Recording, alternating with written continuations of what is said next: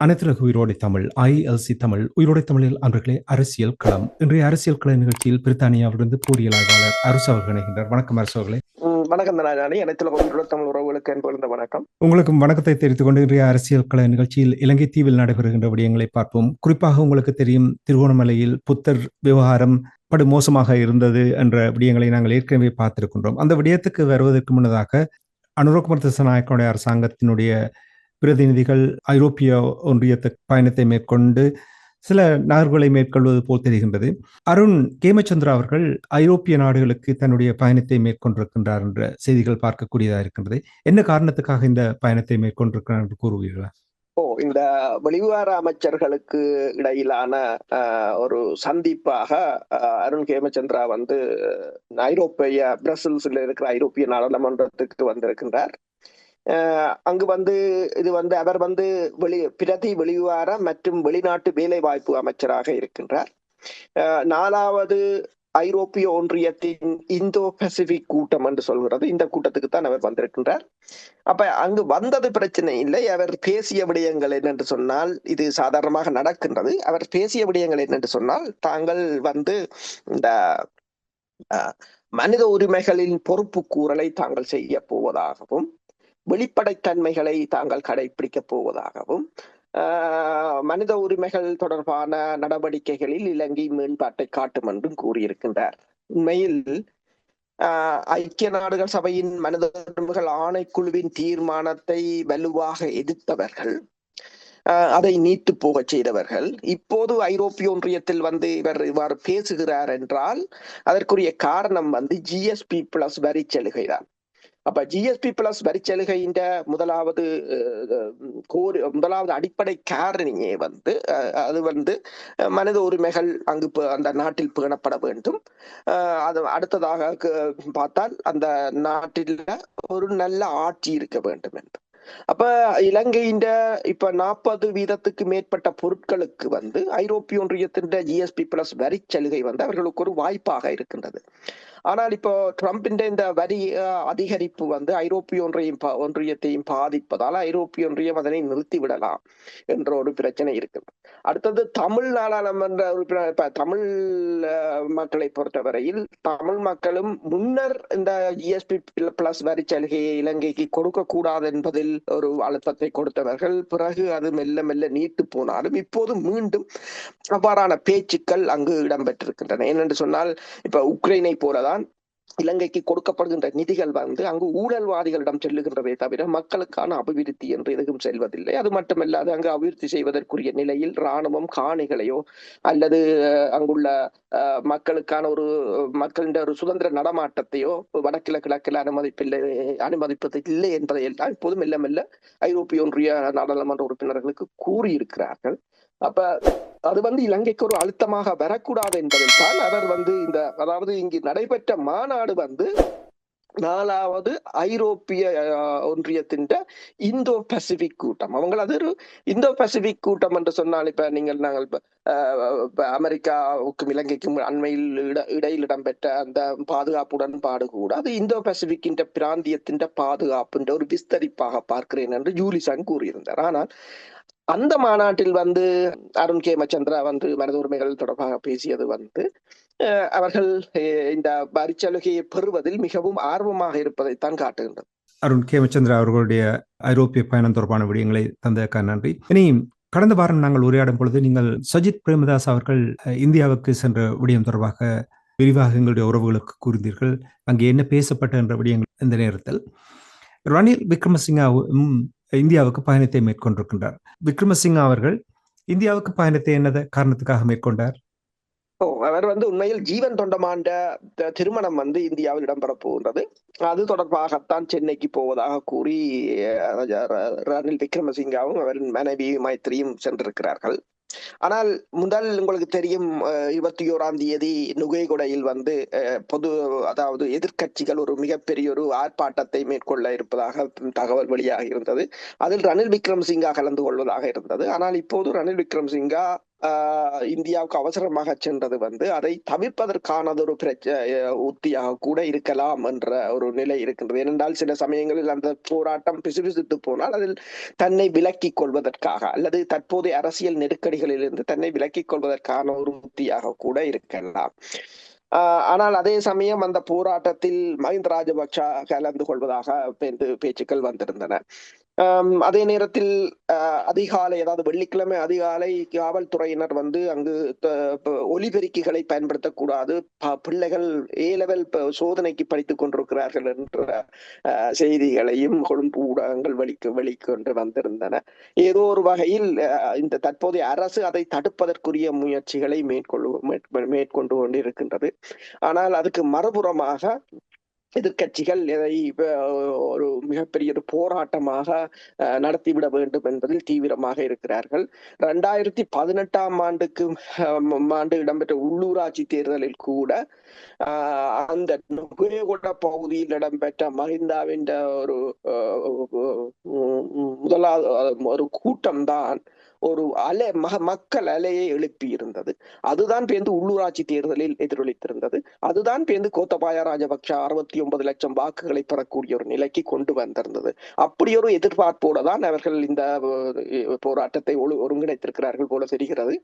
இருந்தாலும் ரணில் விக்ரமசிங்கா தற்போது அவர் மீது வழக்குகளும் நிலுவையில் இருப்பதால் எல்லாவற்றையும் தடுப்பதற்கான ஒரு முயற்சியாக மெதுவாக இதிலிருந்து இந்தியாவுக்கு செல்வது போல் இதை தவித்துக் கொண்டது போலதான் தெரிகின்றது. ராஜதந்திரி அல்லவா? சரி. நன்றி அரசர்களே. ரணில் விக்ரமசிங்காவுடைய பயணம் தொடர்பாக கூறினீர்கள். இனி இன்னொரு சர்ச்சை ஒன்று இலங்கை தீவில் இப்பொழுது அதிகமாக பேசப்படுவது என்னவென்றால், அமெரிக்காவுக்கும் இலங்கைக்கும் இடையிலான இராணுவ ஒப்பந்தம் ஒன்று கடந்த வாரம் கைச்சாத்திடப்பட்டதாக அல்ல 2 வாரங்களுக்கு முன்னதாக கைச்சாத்திடப்பட்டதாக கூறப்படுகின்றது. இது அந்த உடன்படிக்கை என்ன சர்ச்சையை ஏற்படுத்த போகிறது இலங்கை தீவுக்கு, இந்தியாவுக்கு, அந்த பிராந்தியத்துக்கு? 2 உடன்பாடுகள் இடம்பெற்றிருக்கின்றது. ஒன்று இந்தியாவுக்கும் இலங்கைக்கும் இடையிலான தேசிய பாதுகாப்பு ஆலோசகர் கூட்டம். அதற்கு அப்பால் கடந்த 14ஆம் தேதி அமெரிக்காவுக்கும் இலங்கைக்கும் இடையிலான தேசிய பாதுகாப்பு செயற்பாடு என்று சொல்றது, ஸ்டேட் பார்ட்னர்ஷிப் ப்ரோக்ராம் என்று சொல்றது, SPP. இது 14ஆம் தேதி கைச்சாத்திடப்பட்டிருக்கிறது.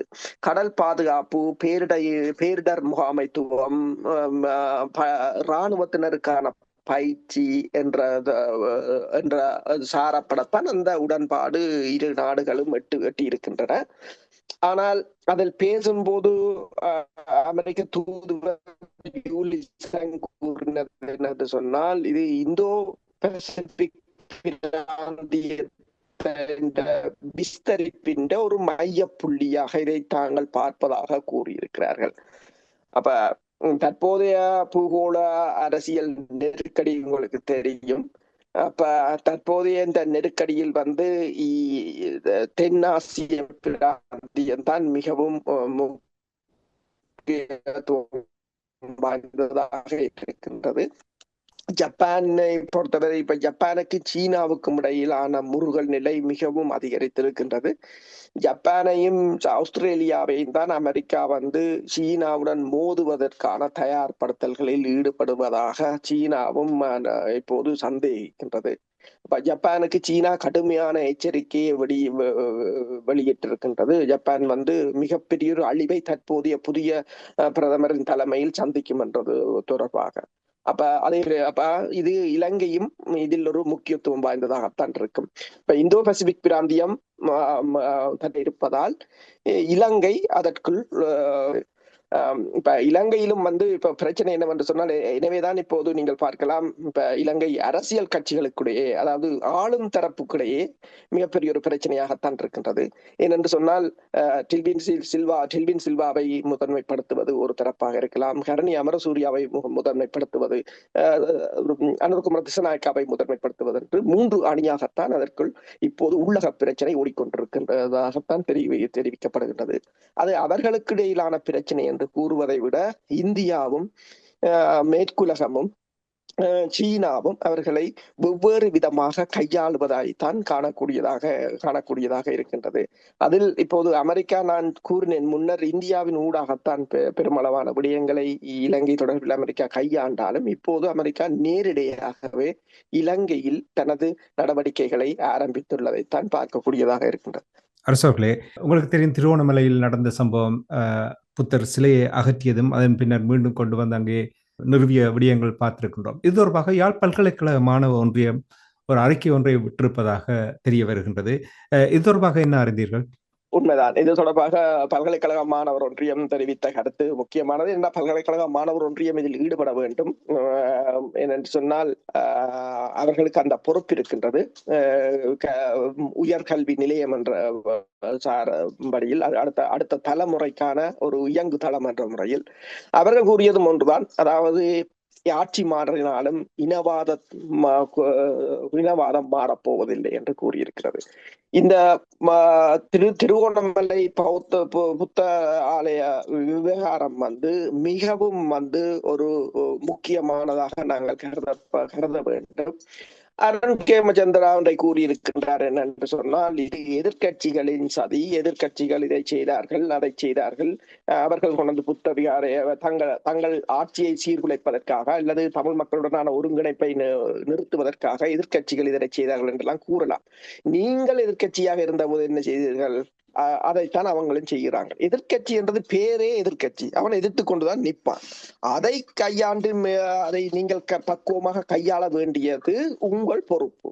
இப்ப அவங்கள் மஹிந்த ராஜபக்சாக்கள் இருந்த போது வடக்கு கிழக்கை பிரித்தவர்கள் யார்? நீங்கள் தான், ஏவிபி. அப்ப நீங்களும் என்ன செய்தீர்கள்? அதைத்தான், இனவாதத்தை தான் கையில் எடுத்தீர்கள். எல்லா எதிர்கட்சிகளும் இனவாதத்தை கையில் எடுக்கும் என்பது உங்களுக்கு தெரியணும்.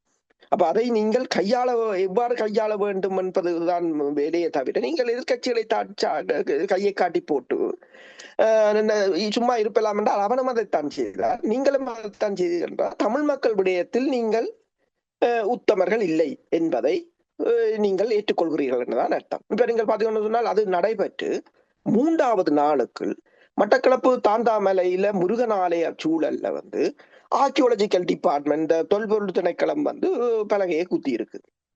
இப்ப இப்படியே குத்தி கொண்டு போனால், அதுதான் நான் முந்த நாள் என்னோட கனடாவில் இருந்த ஒரு முதலீட்டாளர் எடுத்தார். அப்ப அவர் எடுத்து கதைக்க போது நான் சொன்னேன், நீங்கள் அங்கு கொண்டு போய் காசை போடுவது இவ்வாறான இப்ப திருகோணமலை புத்தர் விவகாரம், புத்தர் சிலை விவகாரம் உங்களுக்கு ஒரு எச்சரிக்கை மணி.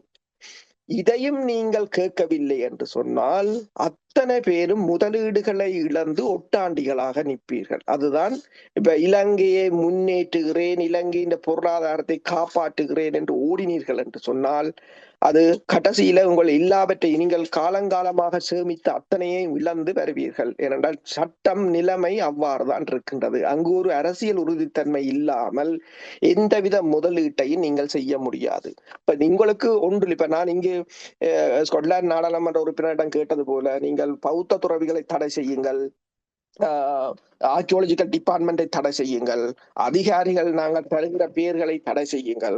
அதே போல இங்குள்ள அமைப்புகள்கிட்ட நான் கேட்டது ஒன்றுதான், நீங்கள் இந்த அமைப்புகள் அவர்களின் பெயர்களை திரட்டுங்கள், பெயர்களை திரட்டி விட்டு அதற்கு பிறகு அவர்களுடைய பெயர்களை திரட்டி விட்டு அதற்கு பிறகு அவர்கள் மீது இங்கு வழக்கு போடுவதற்கான நடவடிக்கைகளை நீங்கள் எடுங்கள் என்றுதான் கூறியிருக்கின்றேன். அப்ப இப்போது ஒன்றைத்தான் நான் கூறுவேன். இப்ப சுவிஸ் அரசாங்கத்தை பொறுத்தவரை, சுவிஸ் அரசாங்கம் ஒரு திட்டத்தை வைத்திருக்கின்றது. எல்லா முதலீட்டாளர்களையும் ஒருங்கிணைத்து, தமிழாக்களை ஒருங்கிணைத்து அங்கு கொண்டு போவது. சுவிஸ் அரசாங்கத்தின் நோக்கம் என்ன? தான் $100 போட்டால் அதை $1000 திருப்பி எடுக்கணும். அதுதான் அவனுக்கு தேவையே தவிர, உங்களோட காசு அங்க போய் சிங்கள அரசிட்ட போனான்னா அரட்ட போனான்னா அதை பற்றி அதுல எல்லாம் ஒரு ஏமாற்றுத்தனமாகத்தான் இருக்கின்றது. இப்ப தமிழாக்களிடம் இருக்கிறது ஒன்றுதான். என்னால இந்த புத்தர் சிலை விவகாரம், மற்றது தாந்தாமலை விவகாரத்தை பார்க்கும் போது சிஸ்டம் மாறவில்லை, அரசுதான் மாறி இருக்கின்றது. அடுத்ததாக அப்ப இந்த நிலையில் இலங்கையின் பொருளாதாரத்தை முடக்குவதுதான் ஒரே ஒரு வழியாக இருக்கும். அதற்கு ஒன்று, முதலீடுகளை நிறுத்துங்கள், முதலீட்டாளர்களுக்கு விளங்கப்படுத்துங்கள், GSP+ வரி சலுகையை நிறுத்துங்கள், இவ்வாறான நடவடிக்கைகள் மூலம் சில சமயங்களில் தண்டனைகள் தான் சில பாடங்களை கற்றுக் கொடுக்கும் அல்லது சில அரசுகளை திருத்தக்கூடியதாக இருக்கும். உங்களுக்கு தெரியும், அமெரிக்கா ஏன் தடைகளை போடுகிறார்கள் என்று சொன்னால், சில சமயங்களில் நேரடியான தண்டனை இல்லை, இது ஒரு பொருளாதார தண்டனையாக இருக்கும். இப்ப இலங்கை அரசால் நிலங்களை ஆக்கிரமிக்க முடியும், அத்துமீற முடியும், சட்டங்களை மீற முடியும், சட்டவிரோதமாக மக்களின் காணிகளை அபகரிக்க முடியும். ஆனால் புலம்பெயர் தமிழரால் இது ஒன்றுமே செய்ய முடியாதா என்ற ஒரு கேள்வி இருக்கின்றது. ஒன்று செய்ய முடியும், உங்களால் பொருளாதார தண்டனையை வழங்க முடியும். அந்த பவர் உங்கள்கிட்ட இருக்கிறது. உங்கள்ட பவர் உங்களுக்கு தெரியாம இருந்தால் அதுக்கு நாங்கள் ஒன்றும் பண்ண முடியாது.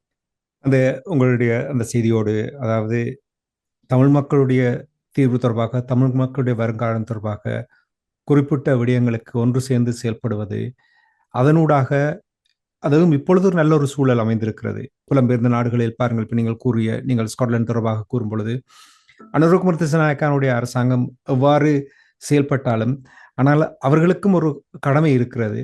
அந்த நாட்டில் தொடர்ச்சியாக அவர்கள் பதவியில் இருக்க வேண்டுமானா இருந்தால் அந்த நாட்டில் இருக்கிற இனப்பிரச்சனைக்கான நிலையை மாற்ற வேண்டும். அந்த நிலை மாற்றுவதற்கு அவர்களும் உண்மைத்தன்மையோடு செயல்பட வேண்டும். அதை செயல்படுவார்கள் என்ற அந்த நம்பிக்கையோடு நாங்கள் இன்றைய இந்த நிகழ்ச்சியை இன்று நிறைவுக்கு கொண்டு வந்து மீண்டும் ஒரு நிகழ்ச்சியில் இணைந்திருப்போம். அதுவரைக்கும் நன்றி, வணக்கம் அரசோக்களே. நன்றி, வணக்கம். எமது பார்வையாளர்களுக்கு வணக்கம். மக்களின் குரலாய் ஓங்கி ஒலிக்கும் இலக்கு மின்னிதழ் மற்றும் உயிரோடை தமிழ் வானொலி ஆகிய இவ்விரு ஊடகங்களும் உங்களைப் போன்ற எமது நேயர்கள் நண்பர்களின் ஆதரவிலேயே இயங்கி வருகின்றன. மிக குறைந்த வளங்களுடன் பல இடர்கள் மற்றும் தடைகளை தாண்டி பயணிக்கும் எமது ஊடகங்களின் பணிகள் மேலும் வளர உங்களால் முடிந்த நிதியுதவியை வழங்கி இன்னும் காத்திரமான செயற்பாடுகளை முன்னெடுக்க உதவுமாறு மிகவும் பணிவன்புடன் வேண்டி நிற்கின்றோம். உங்கள் பங்களிப்பு உங்களின் உரிமை குரலாய் ஓங்கி ஒலிக்கும். நன்றி.